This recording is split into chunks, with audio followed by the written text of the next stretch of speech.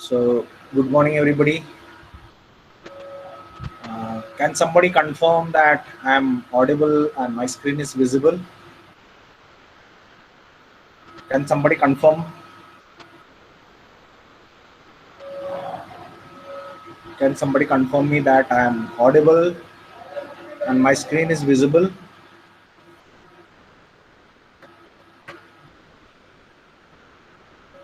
Okay. Pratik is saying yes. Okay. So, assuming that I'm audible to everybody and my laptop screen is visible to all. Okay. So, let us try to start the today's topic. And the today's topic, what we are going to discuss is lubrication system. So previously in the that is in previous lecture, we had discussed about uh, cooling system. So basically, what a cooling is, why cooling system is required, what a cooling system is, what are the different components of cooling system, how they are working, what are the different types of cooling systems, uh, what is thermosiphon cooling system, what is pumped circulation cooling system, what is evaporative cooling system, all these things we discussed, along with the basic types like air cooling system and liquid cooling system. So, and before that, we have discussed about the uh, systems like intake system, air intake system, and exhaust system, wherein we discussed what is the function of intake system, how it is designed, what are the different parameters more important from the uh, design point of view, mechanical engineering design point of view for intake system. Um, then what are the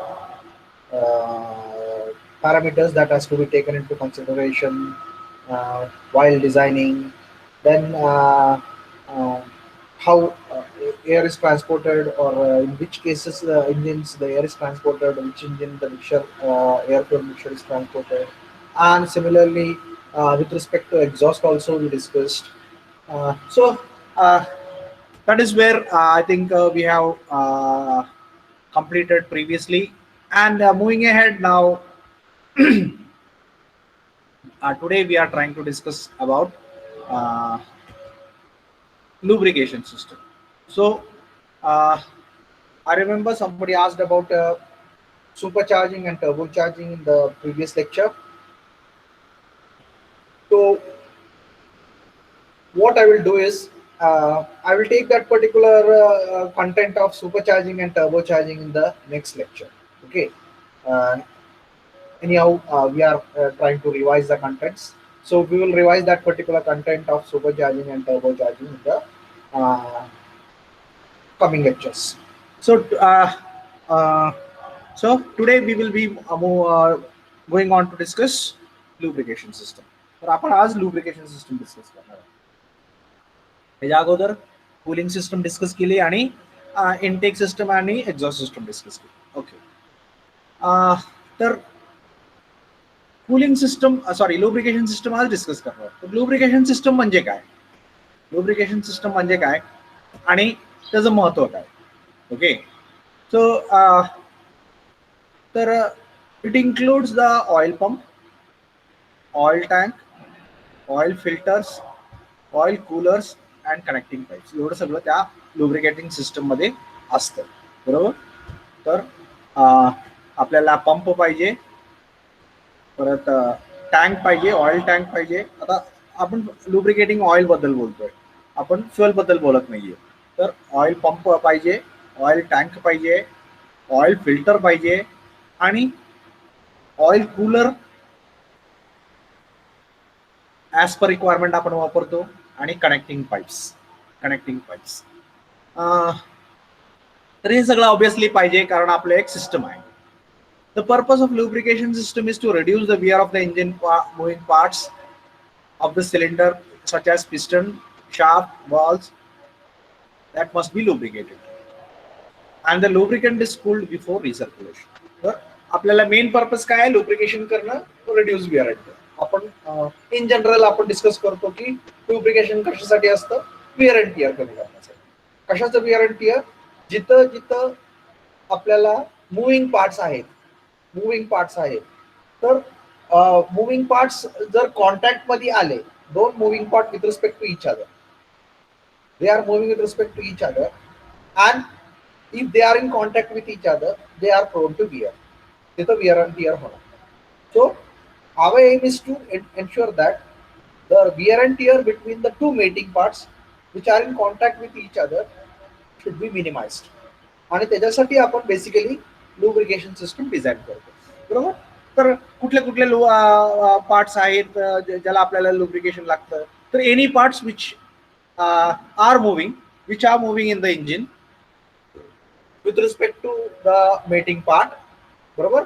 G part ज्याला connect केलेला आहे त्याच्याबरोबर with respect to that part it is moving, असा कुठलाही part असेल तर so we have to introduce a lubrication over there. कारण आपण जर लुब्रिकेशन तिथे नाही केलं तर काय होईल, तर ती दोन पार्ट्स आहेत ते मेटल टू मेटल कॉन्टॅक्ट येईल.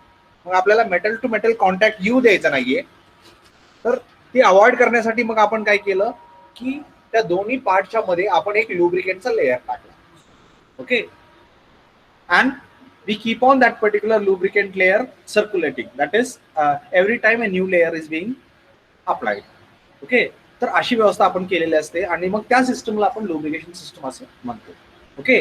So the lubricant is cooled before recirculation आणि ती मग जातं, परत माघारी येतं, मग परत आपल्याला ती कुलिंग करावं लागतं, क्लिनिंग करावं लागतं आणि परत सर्क्युलेट करावं. Okay. So that is how we have a complete lubrication system. Lubrication helps to cool the engine. आणि अजून एक फंक्शन लुब्रिकेशन सिस्टमचं काय आहे की इट हेल्प्स टू कूल. तर मोस्ट इम्पॉर्टंट फंक्शन्स, आता त्यात भरपूर फंक्शन्स आहेत, तर त्यात सगळ्यात महत्वाची फंक्शन्स काय काय आहेत लुब्रिकेशन सिस्टमची तर इथे लिहिलेलं. ओके. तो the first function of lubrication system is to keep the parts sliding freely past each other, thereby reducing the friction and wear. Friction आणि वियर बरोबर आपल्याला कमी करायचं. Friction is the process of rubbing against each other and wear is due to rubbing some layer of the material is getting removed, that is wear. Okay. So the friction and wear is being taken care by lubrication system. So we want to avoid it, we want to minimize it. बरोबर. जिथं जिथं metal to metal contact येणार आहे अशा ठिकाणी आपण काय करतो, we apply the lubricant. Okay. So that is your first function. Second function is cooling. आता कूलिंग कसं आहे, तर आपण मागं पण आपण डिस्कस केलेलं होतं की आपल्याला काय पार्ट्सला कूलिंग करावं लागतं. फॉर एक्झाम्पल इंजिन वॉल्स आहे, तर वॉलला कूलिंग करावं लागतं ना, कारण ते वॉल जी आहे ती कंबशन चेंबरच्या आतमध्ये आहे. वॉलचा काय पार्ट आहे तो कंबशन चेंबरच्या आतमध्ये आहे आणि कंबशन चेंबरच्या आतमध्ये असल्यामुळं जेवढी काही कंबशन चेंबरची टेम्परेचर आहे, सम 400-500 डिग्री जी काही टेम्परेचर आतमध्ये असेल तेवढ्या टेम्परेचर ती वॉल पण असणार. मग तेवढा ती पार्ट जर तेवढ्या टेम्परेचरला कंटिन्युअस राहिला तर ती वितळून जाईल. So we have to make a provision for cooling. बरोबर. आता ती कसं कूल करायचं, that is the designers idea. Okay. That is the designers view, because he will implement some arrangement for cooling for that particular. तसंच piston आहे, पिस्टनची एक बाजू आहे, वरची जी बाजू आहे ती कंबशन चेंबरच्या आतमध्ये फेस करते, तर ती सुद्धा गरम होणार, मग त्याला सुद्धा कूलिंग लागणार, मग त्याची पण काहीतरी कूलिंगची व्यवस्था करायला पाहिजे. ओके. सो तर रिड्यूस विअर अँड टेअर हे जरी मेजर फंक्शन असलं तर काही सबसिडरी फंक्शन्स पण आहेत लुब्रिकेशन सिस्टमचे आणि त्यातलं महत्वाचं आहे cooling. Okay. So the main function obviously is to reduce the friction and wear, to reduce the friction of wear of the mating parts. बरोबर. परंतु त्याच्याबरोबर आपल्याला इंजिन मध्ये आपण काम करत असताना engine we know is a part which is going to be working at very high temperature आणि त्यामुळे काय होतं की आपल्याला तिथं कूलिंगची पण गरज भासते. तर काय पार्ट्स असे असतात की आतमध्ये असतात की त्याचं आपल्याला बाहेरून कूलिंग करणं शक्य नाही. बरोबर. मेकॅनिकल म्हणजे परमनंट कनेक्शन नसतं त्याचं. मग आपण तिथं कूलंट आतमध्ये पाठवू शकत नाही, कारण तो पार्ट मुव्हिंग आहे. मुव्हिंग पार्टला कूलंट देणं अवघड असतं, बरोबर.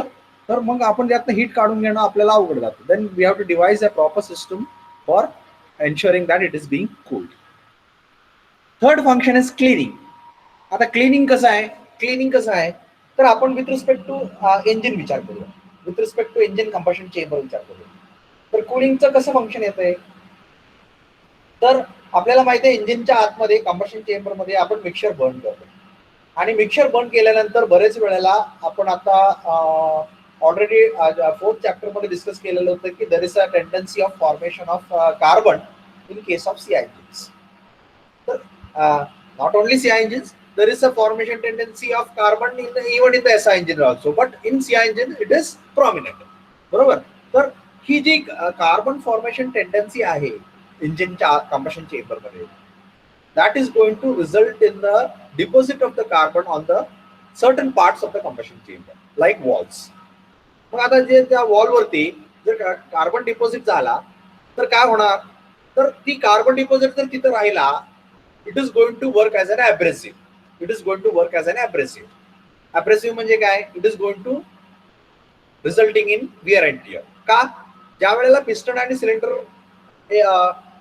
पिस्टन सिलेंडरवरती सिलेंडरच्या आतमध्ये वरती खालती मूव्ह होतोय, so if this particular carbon particles comes in between the piston and cylinder, then every time the piston is moving up, it will try to work as an abrasive to wear the cylinder surface, and when it is moving down again it will act as an abrasive. So every time now it is getting stuck in between the piston and cylinder, and every time the piston is moving, since the piston is stuck on the carbon is stuck on the piston, and we know carbon is generally hard. Okay, carbon is generally considered as a, diamond. What is diamond? Diamond is one form of carbon. So generally carbon, different forms of carbons are there, and this particular carbon which is being deposited over here is also hard enough to resulting in abrasive action. Okay, and when the temperature of the cylinder becomes higher, the cylinder surface becomes smoother. On a smoother part, the abrasive action is even higher. तर जसं जसं temperature, इंजिनचे temperature वाढत जाईल तसे abrasive action वाढत जाईल. So when the abrasive action increases, that means wear and tear is going to increase. So what is then our intention? Our intention has to, as a designer, has to ensure that whatever carbon is going to form inside, let it form. First thing, we should avoid formation. But if at all it is going to form, then it has to be removed from there.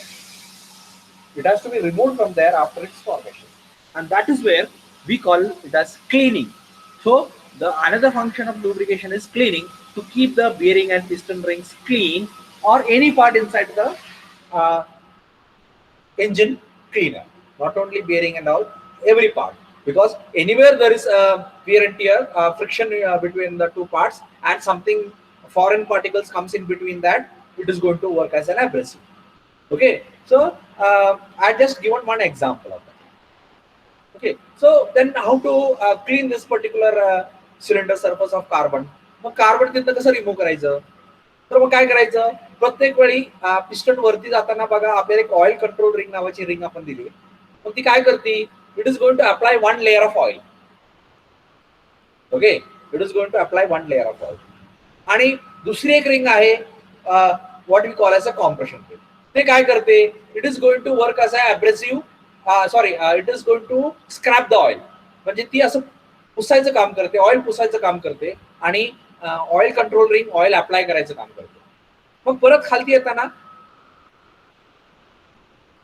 Oil control ring परत oil दुसरा layer apply करते, आणि compression ring आहे ती oil आहे ती scrap करायचं काम करते.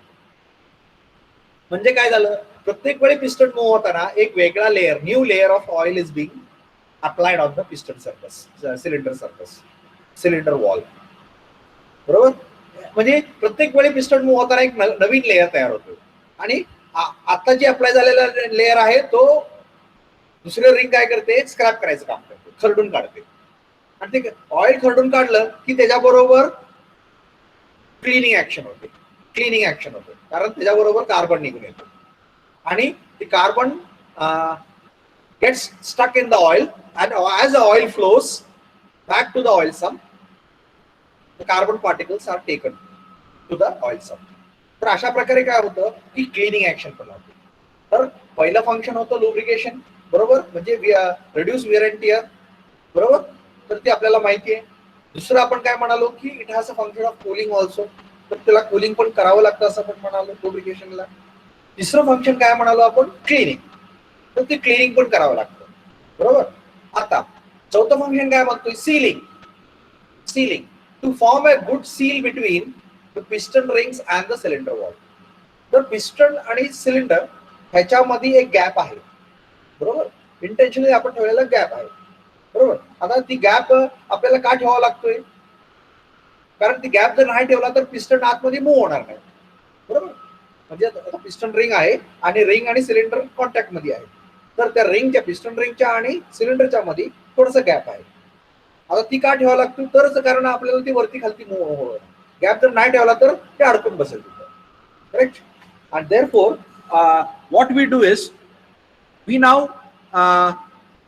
apply the oil in between the piston ring and the cylinder wall. तर ह्याच्यामधल्या गॅप मध्ये सुद्धा आपण ऑइल टाकलं. मग आता ऑइल मुळे काय झालं, ऑइल मुळे ती गॅप भरून गेली आणि त्याच्यामुळे तिथनं probability of leaking the gases across the piston rings and the cylinder wall is going to reduce. म्हणजे त्या गॅप मधून जी काही गॅसेस लीक होणार होते ती आता लीक होत नाही. का, कारण आपण तिथं ऑइल टाकलं. The oil आता now it is going to act as a filling that particular gap and preventing the gases from leaking out. बरोबर. तर इथं काय काम करतंय lubricant, lubricant is working as a sealant. It is going to seal the gases. It is going to work as a to make the piston cylinder gap leak proof, sealing agent, बरोबर. तर पहिला आपण म्हणलो where and tear कमी करतोय, त्याच्यानं म्हणतो आपण कूलिंग करतोय, त्याच्यानंतर म्हणलं आपण क्लिनिंग करतोय, आता म्हणतोय काय आपण, it is working as a sealing agent also. आणि next function of a lubrication system is to reduce the noise.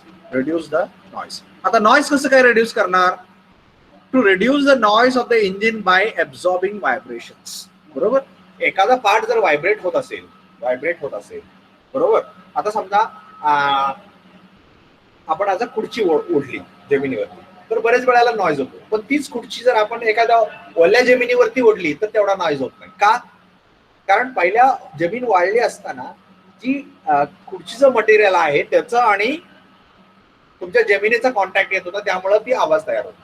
आता काय झालं, आता जमीन आपण ओली केली, so we have applied one liquid on the surface, some liquid, let it be water or some other liquid, आणि आता आपण खुर्ची त्याच्यावर ओढतो. आता now what is happening, between the material of that particular chair and the ground material, in between that one layer of that liquid is coming into the picture.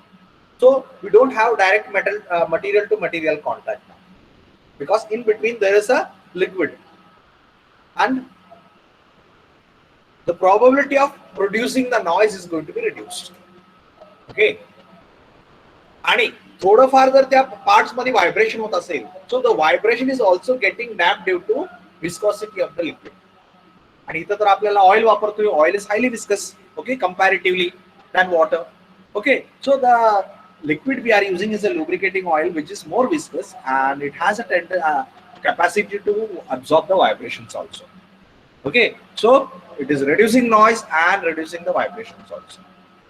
तर अशा प्रकारे जनरली जरी लुब्रिकेशन सिस्टमचं काम लुब्रिकेशन किंवा where and tear कमी करणं असलं तरी सुद्धा भरपूर फंक्शन्स आहेत इंजिनमध्ये.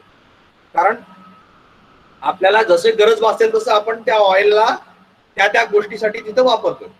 तर कुठल्या कुठल्या गोष्टीसाठी आपण वापरतो, what are the different functions. First one is reducing wear and tear, second one is cooling, third one is cleaning, fourth one is sealing, and fifth one is reducing noise and vibrations. ध्यानात ठेवा, आपण सगळं lubrication system बद्दल discuss करतोय. बघा, लुब्रिकेशनला एवढी काम आहे ती, म्हणजे लुब्रिकेशन म्हणजे काय, फक्त विअर अँड टिअर कमी करणं नाहीये, तर हे सगळं काम करायला कोणाला लागतंय, लुब्रिकेशन सिस्टमला, बरोबर. तर वेगळ्या वेगळ्या पार्ट मध्ये ती वेगळ्या वेगळ्या काम करतात. वेगळ्या वेगळ्या सर्फेसेस मध्ये ते वेगळ्या वेगळ्या काम करतात. बरोबर. काही ठिकाणी त्याचं फंक्शन कुलिंगसाठी असतं. For example many times the oil is going to cool the walls, engine walls. Okay. We also use the oil to cool the pistons. आपण त्या पिस्टनच्या खालच्या बाजूला ऑइल स्प्रे करतो इंजिनच्या आतल्या बाजूला, आणि मग ती काय होतं, ती ऑइल वरती जातं. बरोबर. आणि आतल्या बाजूला ती वरती तडकतं आणि it will pick the heat from there and fall down. तर अशा प्रकारे आपण काय करतो की we use the lubricating oil over there for different functions. So that is how we have function of reducing wear and tear, cooling, cleaning, sealing, and reducing vibration and noise. Any doubt anybody having related to functions of lubrication system? Lubrication system च्या function बद्दल कोणाला काही doubt आहे का? Anybody having any doubt? ह्यातला कुठलाही point समजला नाही की कुठलं फंक्शन कसं होतं? एनीबडी?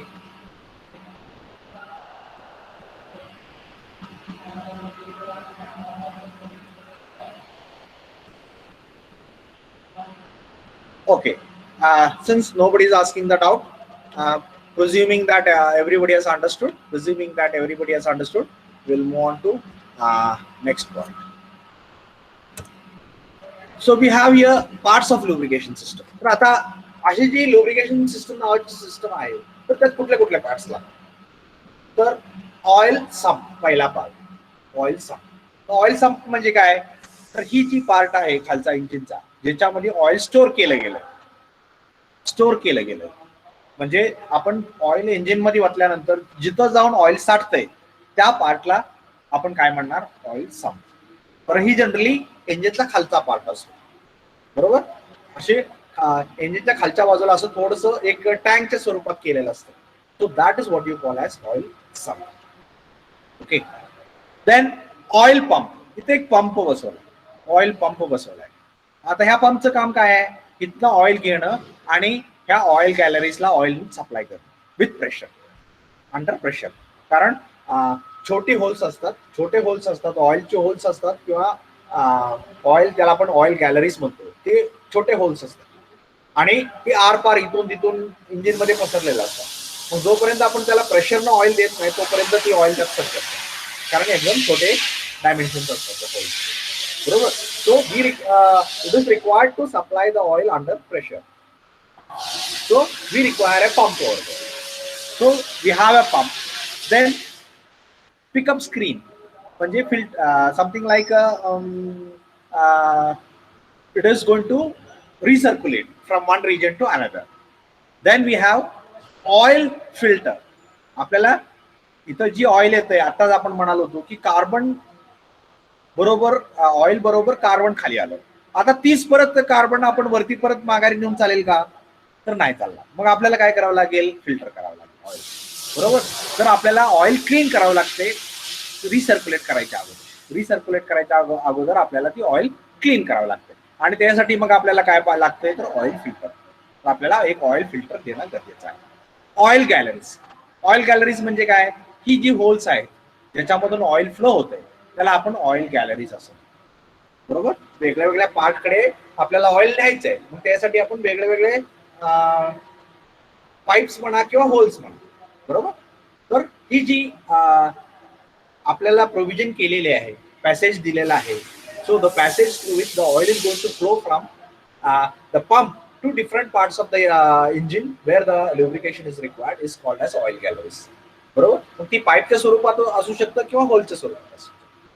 बरोबर. So they are called as oil galleries. Then we have a dipstick. Dipstick काय आहे?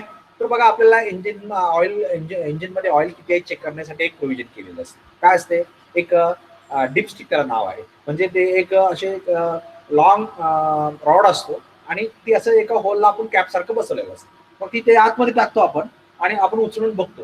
मग आपल्याला ते खालच्या बाजूला किती ऑइल आहे हे त्याच्या डीप झालेल्या रिजनवरनं आपल्याला किती त्याच्या किती लेंथला ती ओलं झालंय, ऑइलमुळे ओलं झालंय ते आपल्याला दिसतं. त्याच्यावरून आपल्याला अंदाज येतो की ऑइल आतमध्ये इंजिनमध्ये ऑइल किती आहे. तर त्याला काय म्हणतो आपण? Oil dipstick. Okay. Then we have a pressure indicator. आता प्रेशर इंडिकेटरचं फंक्शन काय आहे की ऑइल किती प्रेशरनं सप्लाय होतोय इंजिन गॅलरीजमध्ये, oil गॅलरीजमध्ये.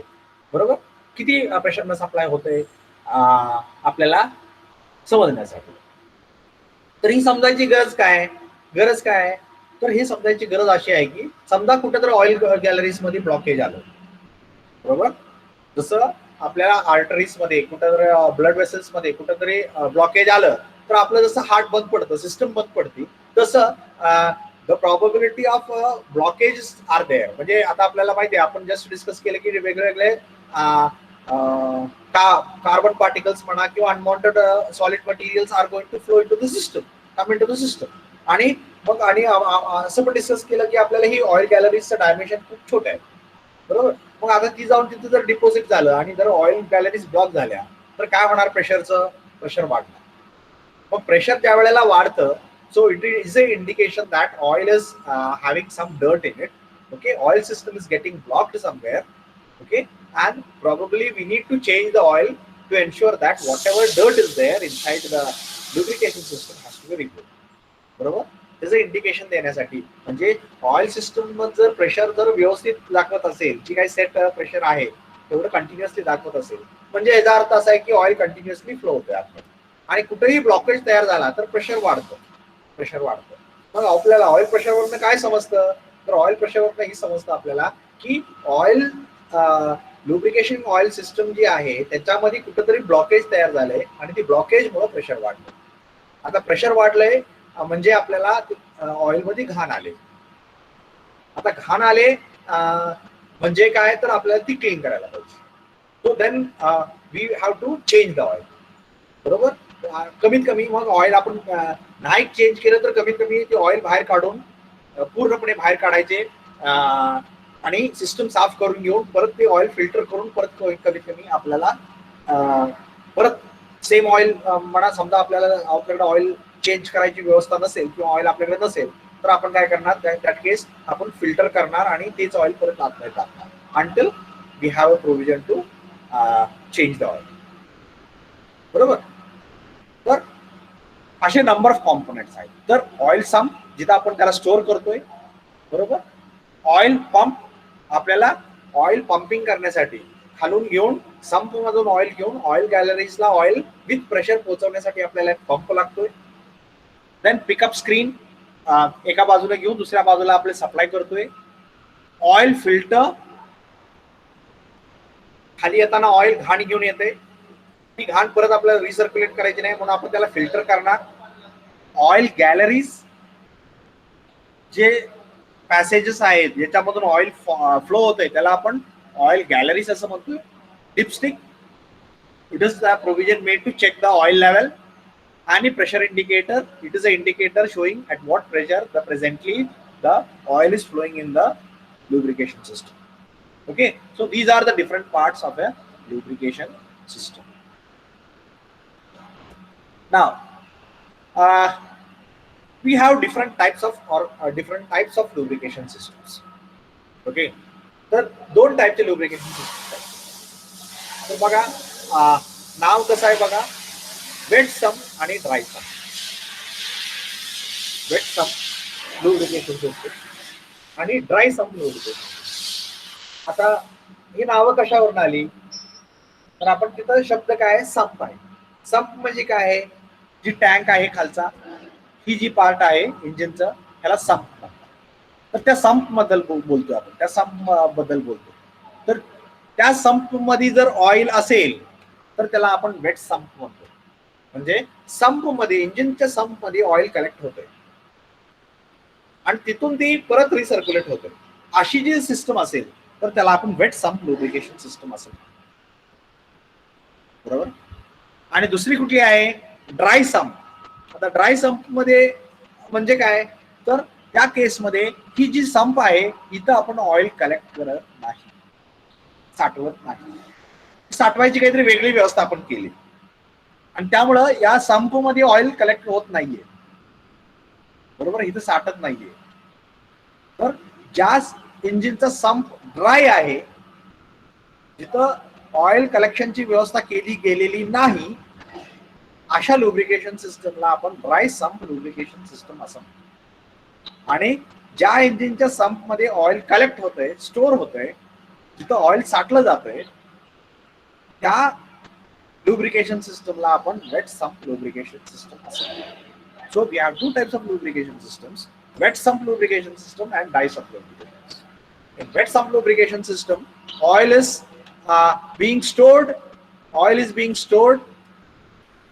and supplied from the sump.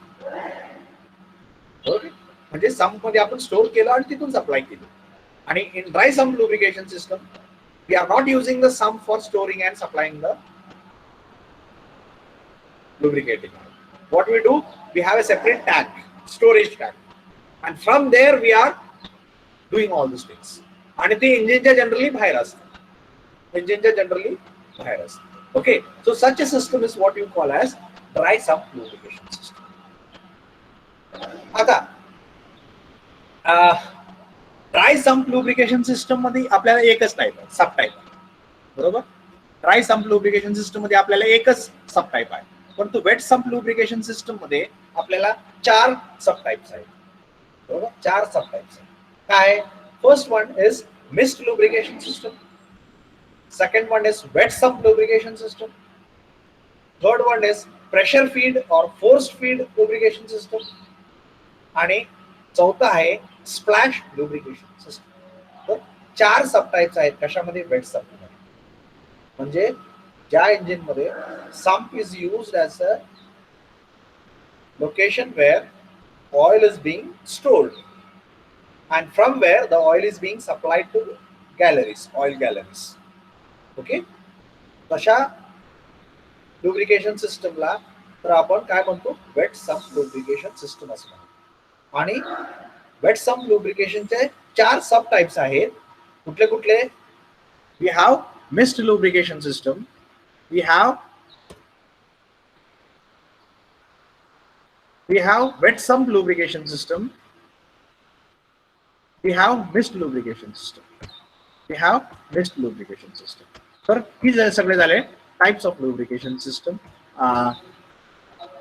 or subtypes of wet lubrication system. This subtypes of wet lubrication system. तर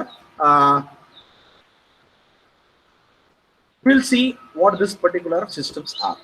या systems काय काय आहेत, कसं फंक्शन होतं ते आपण बघू. Okay, so these are the classification of lubrication system. One is wet sump and another one is dry sump based on where the oil is being stored. Okay, and the subtypes of the wet sump are the mist lubrication system, wet sump lubrication system, pressure feed or forced feed lubrication system, splash lubrication system. Okay, so these are the subtypes of wet lubrication system. And in dry sump lubrication system, there are no subtypes, only one type, it is dry sump lubrication system. Okay. तर ही होती आपल्याला lubrication सिस्टमचं classification. Okay, तर आता आपण बघूया की one by one. इथं तर वेट अँड ड्राय तुम्हाला समजलं. आता आपण इथून पुढं types of wet sump lubrication system बघूया. So the first one is mist lubrication system. Mist lubrication system. आता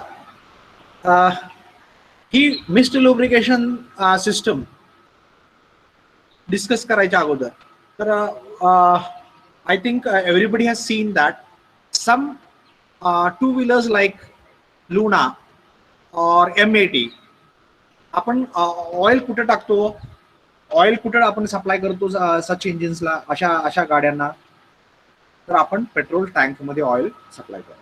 म्हणजे पेट्रोल टाकताना त्यांच्या बरोबरच आपण ऑइल टाकतो. तर असं का आपल्याला करावं लागतंय की आपल्याला ते पेट्रोल बरोबर ऑइल सप्लाय करावं लागतंय? Why is that? In this vehicles we supply oil in the along with the fuel. असं का? आणि बाकीची जी गाडी आहे त्यांना आपण फक्त पेट्रोल भरतो, तिथं ऑइल भरत नाही, असं का? What is the difference? आणि जर आपल्याला ऑइल आपण पेट्रोलच्या स्वरूपात टाकलं, म्हणजे पेट्रोल बरोबर टाकलं, म्हणजे आपण कुठं टाकलं? फ्युएल टँक मध्ये टाकलं. फ्युएल टँक मध्ये ऑइल टाकलं, बरोबर. तर आता फ्युएल टँक मध्ये जर आपण ऑइल टाकलं असेल तर आपल्याला ऍक्च्युली ती कुठं पाहिजे? ऑइल कुठं पाहिजे? जिथं लुब्रिकेशनची गरज आहे, जिथं विअर अँड टिअर आहे तिथं गरज आहे. परंतु आपण टाकतोय कुठं, पेट्रोलच्या टाकीमध्ये. मग मला सांगा, आता पेट्रोलच्या टाकीमध्ये टाकलेलं ऑइल तिथं कसं पोहोचेल जिथं आपल्याला ऑइलची गरज आहे. हा, आता तुम्ही डायरेक्ट संप मध्ये टाकला असतं तर आपल्याला माहिती आहे की तिथे एक पंप आहे बाबा, तिथून पुढे ऑइल गॅलरीज आहेत, त्या ऑइल गॅलरीज मधून ते ऑइल पुढे जाते वगैरे वगैरे आपल्याला माहिती आहे. परंतु इथं कसं काय, तो what is the provision, what is the provision. आपण पहिली गोष्ट, आपण जी ऑइल आहे ती फ्युएल टँक मध्ये का टाकतोय, आणि जर आपण टाकत असू तर मग त्याचा उपयोग काय. कारण आपण फ्युएल मध्ये टाकल्यानंतर ती कंबशन चेंबर मध्ये जाणार आहे इन वर्स्ट केस, बरोबर. तर आपल्याला कुठं पाहिजे, आपल्याला जिथं लुब्रिकेशन पाहिजे तिथं आपल्याला ऑइल पाहिजे, पण टाकलं कुठं आपण, फ्युएल टँक मध्ये. तर आता प्रश्न उद्भवतो, मग आपण टाकतोय कशासाठी. कारण फ्युएल टँक मध्ये टाकलं तर ती फ्युएल बरोबर जाणार आणि बर्न होणार, कारण फ्युएल बर्न होण्यासाठी असतं, आणि फ्युएल बरोबर ती कंबशन चेंबर मध्ये गेलं तर तिथं जाऊन ती बर्न होणार. मग आपण ती फ्युएल टँक मध्ये टाकतो. Can anybody give the answer, can anybody guess. Sir, in two-stroke Ah, engines, ah. the fuel is first of all get compressed in crankcase, Okay.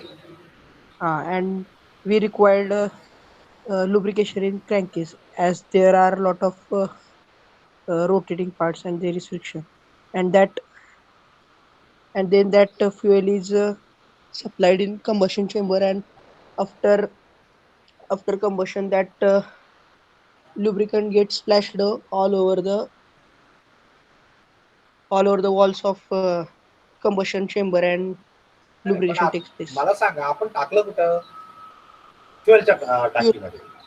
मग तिथं ती कसं जाणार, आपल्याला कुठं पाहिजे, जिथं वेअर अँड टिअर होतं तिथं पाहिजे. आपण टाकलंय कुठं, फ्युएलच्या टँक. माझा प्रश्न असा आहे की आता हे फ्युएल टँक मधून पुढे कसं जाणार.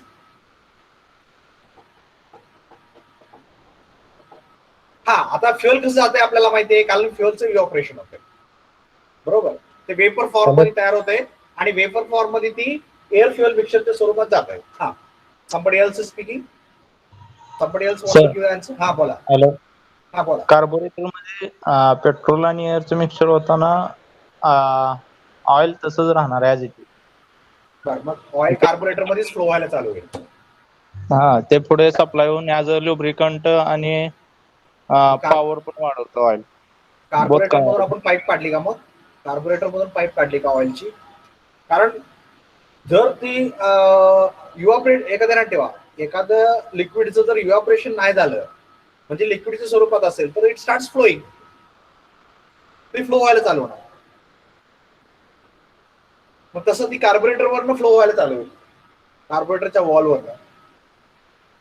आपल्याला कुठं पाहिजे, जिथं वेअर अँड टिअर होतं तिथं पाहिजे.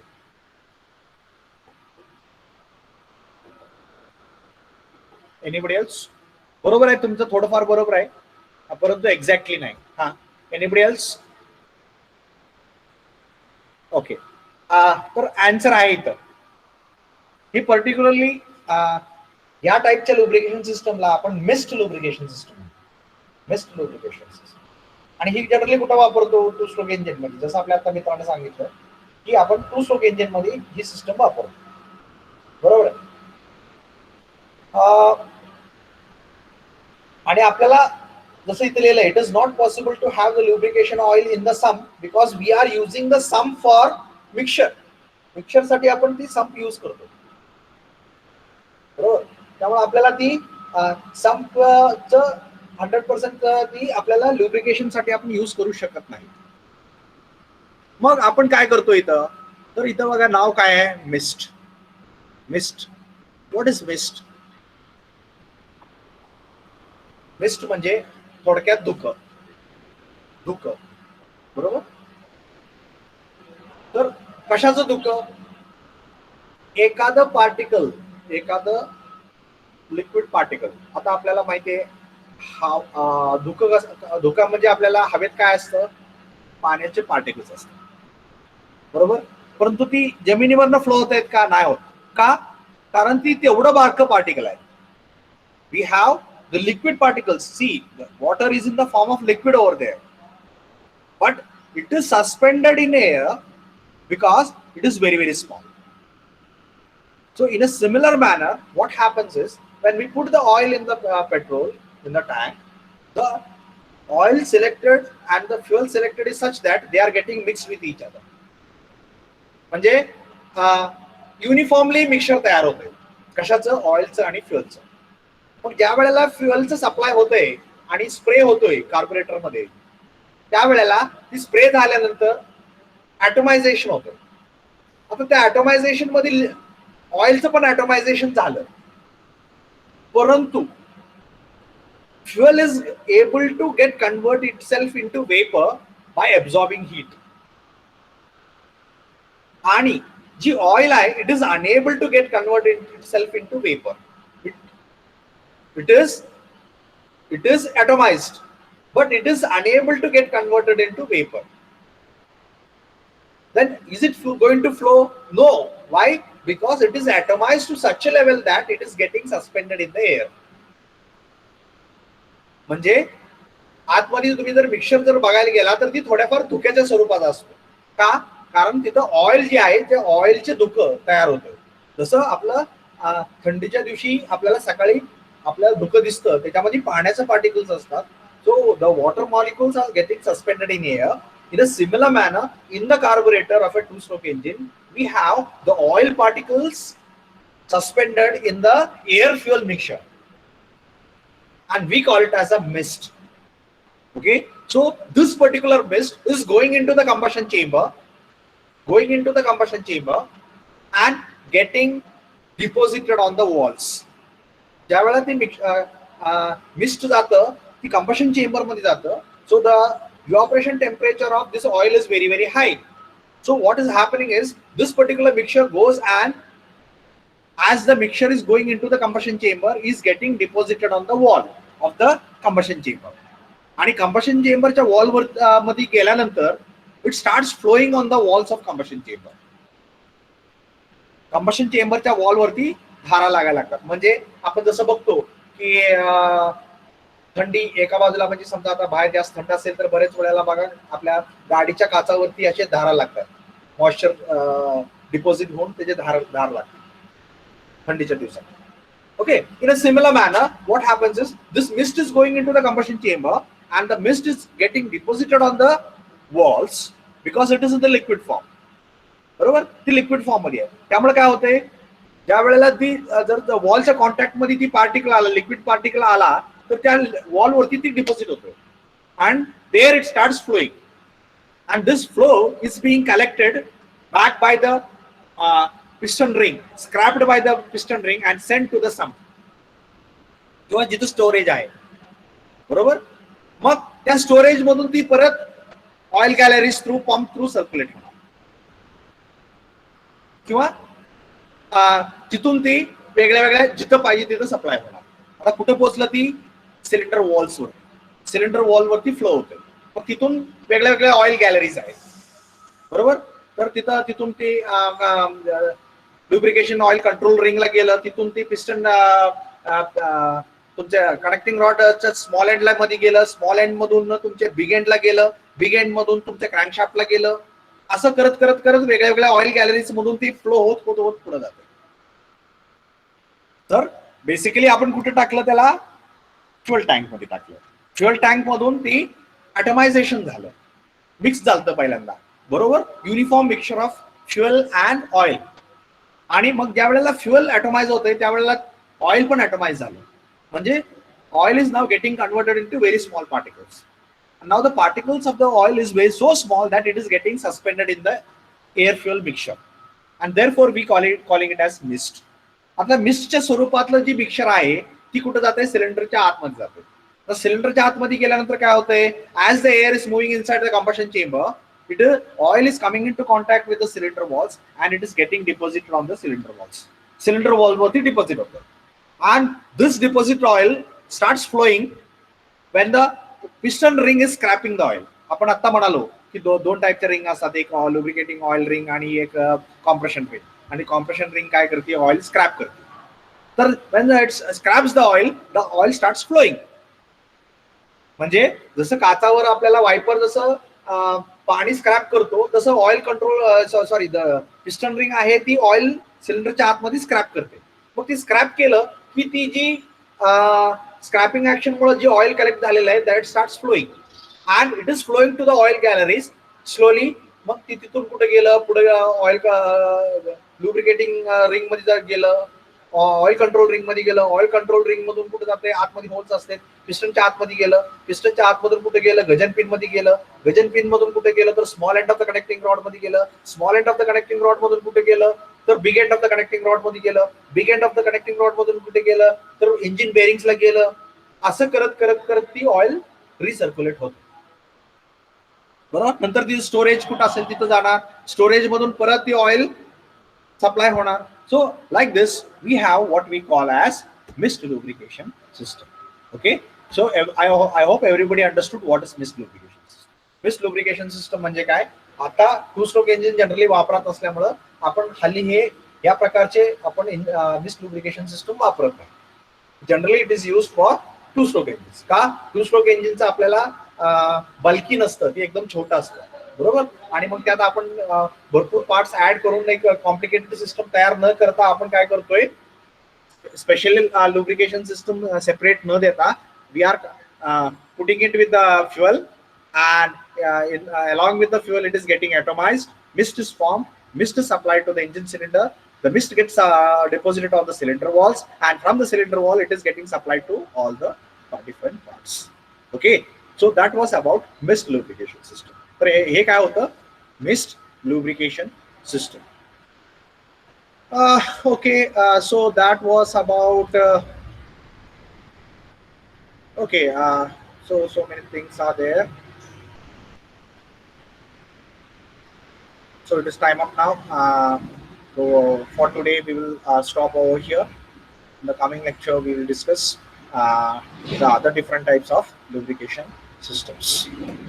I hope everybody understood the mist lubrication system. Everybody understood what is mist lubrication system? Okay. Any doubt anybody is having, you can ask. And if you don't have any doubt, you can mark your attendance and may leave. कुणाला काही doubt असेल तर विचारा. आणि ज्यांना कोणाला आतापर्यंत जे काय डिस्कस केलं ते सगळं समजलंय त्याने अटेंडन्स चॅट बॉक्स मध्ये मार्क करून you may leave. Any doubt? Session is open for now. Questions.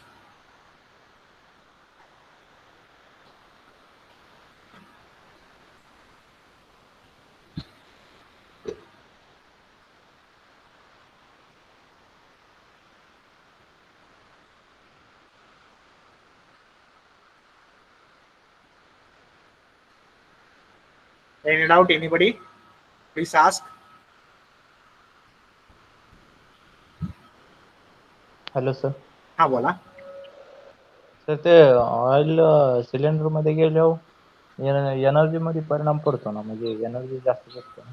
हा, ते थोडंफार जळलं जातं ती, म्हणून आपल्याला बघा वारंवार ऑइल ऍड करावं लागतं टू स्ट्रोक इंजिन मध्ये. परंतु एनर्जी मध्ये म्हणजे काय की थोडंसं ती जळल्यामुळं थोडीशी एनर्जी नक्कीच वेस्ट जाते. आपल्याला इन जनरल माहिती आहे टू स्ट्रोकची एफिशियन्सी कम्पॅरेटिव्हली डबल पाहिजे, परंतु डबल नसती, कमी असते. त्याचं कारण एक कारण हे सुद्धा आहे. बरोबर.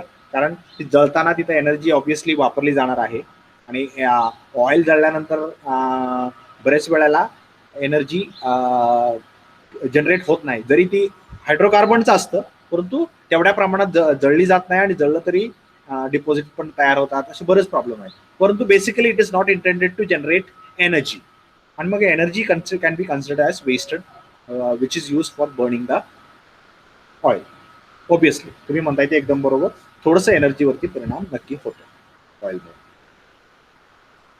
Anybody else having any doubt? जास्त होणार एनर्जी, पहिली जेवढी पेट्रोल इंजिन देणार त्याच्यापेक्षा कमी होणार की जास्त?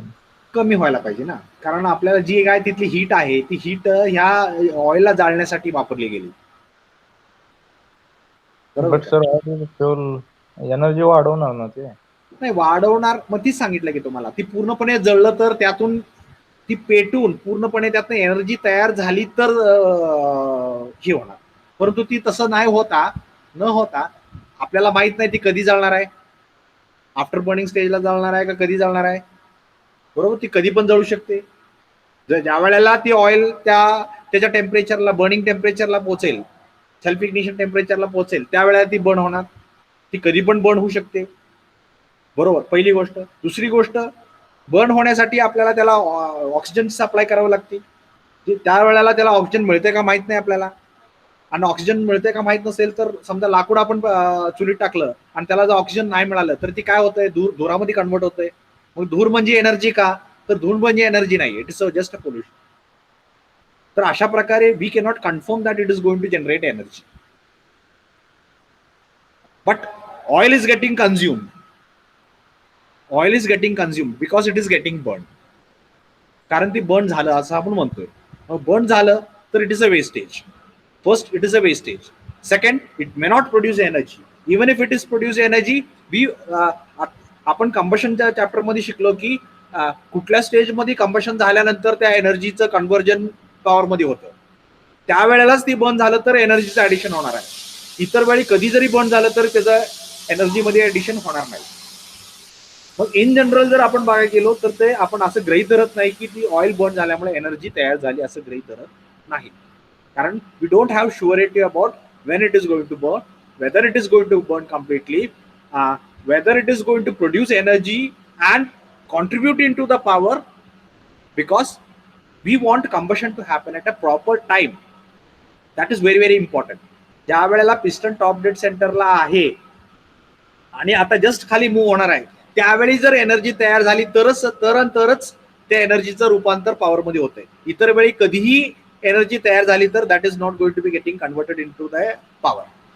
त्यामुळं जनरली आपण असं कन्सिडर करत नाही की जरी थोडीफार एनर्जी तयार पण होत असेल, परंतु आपण असं कधी म्हणत नाही की त्याला it is going to contribute in the energy, कारण आपल्याला माहित नाही की ती कधी बर्न होणार आहे किंवा त्याचं कन्व्हर्जन किती प्रमाणात होणार आहे वगैरे वगैरे. So we don't consider it. I hope you understood. Yes, sir. Understood. हा. Anybody else having any doubt? Okay, so I hope everybody has left. So no doubts. Thank you then. We'll stop for today's